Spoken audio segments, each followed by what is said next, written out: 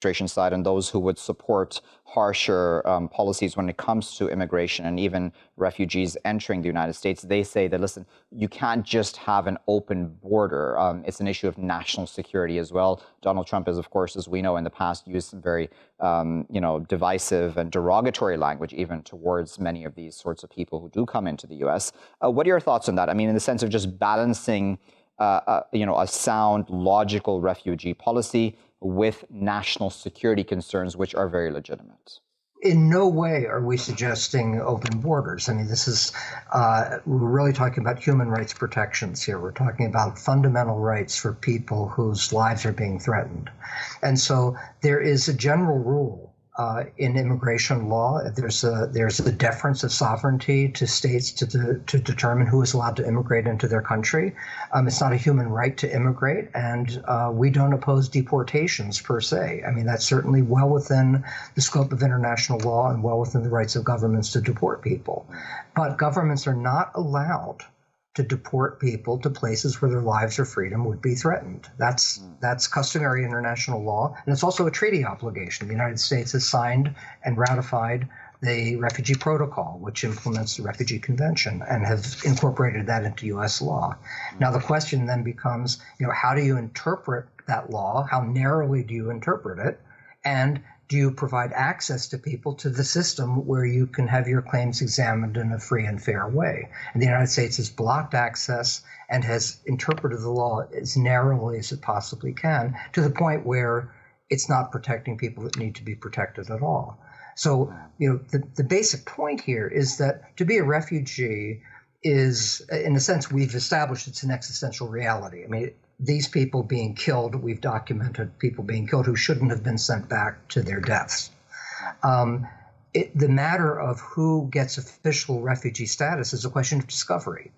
Do you examine the claims, and do you find people who really need to be protected? The U.S. has failed to do that, and that's the point of this report. Okay, so the U.S. has failed to do it. If you can hear me clearly, I wanted to also ask about the European side of all this, because it seems the Europeans are taking lessons almost from what the U.S. is doing, right? I mean, certainly the issues are not exactly the same, but they're quite similar in the fact that they're harsher now immigration policies in many places across Europe.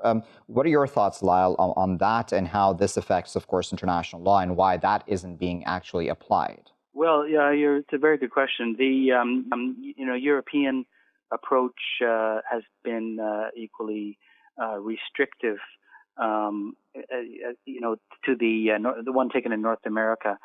Except there's a big difference between, let's say, Canada, which has been quite flexible and I would say quite humanitarian, and actually overtook the United States in terms of refugee resettlement, which is a slightly different issue, but it's also part of the refugee process. And the Europeans in general, I mean, the walls have come up, and there's been a lot of public opinion that's been,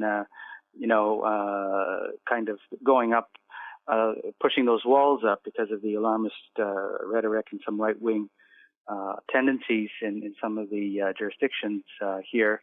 But I don't think anybody comes close to what the Trump administration is doing, because it's one thing to try to manage very heavy refugee outflows, which did occur from Syria and Iraq and Libya. Those are real problems. And on the other hand, doing the kinds of things that has been inspired by Trump's political advisor, Stephen Miller, who's, the far-right nationalist who's been found in November 2019 to be promoting white nationalist publications, conspiracy theories. And these measures are what really has gone beyond anything that other countries have done. I mean, all countries have been a little bit more restrictive.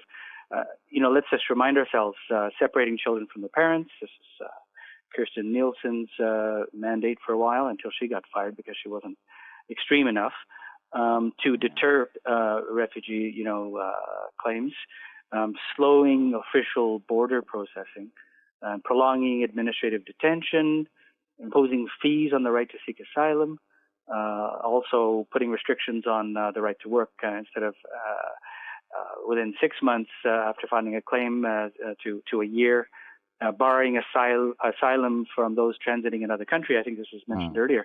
All these things seem to be very well calculated with an inhumanitarian motive, and that's, I think. Lyal, just because we're running out of time, I do apologize for coming in, but I just want to do the final word, in fact, and I wanted to ask you, why do you think it is that all the bodies around the world who are responsible for ensuring that international law is applied, be it the UN or otherwise, why don't they have enough teeth or weapons in their arsenal, for lack of better words, to be able to then hold all of the above countries, be it the US or others, accountable?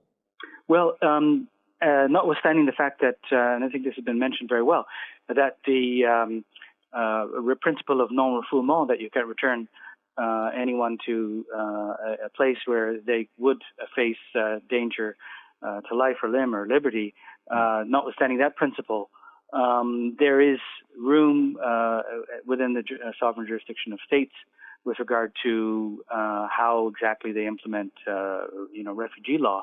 A certain amount of room. It's not endlessly elastic, but states use the maximum flexibility that they can, and simply because states themselves never surrendered wholly, immigration law and refugee determination process entirely to UNHCR or to the United Nations or to other international bodies. So it's a pull and push of political negotiation and multilateral cooperation, and ultimately political will. So maybe we just round that up Sure. in a general sense.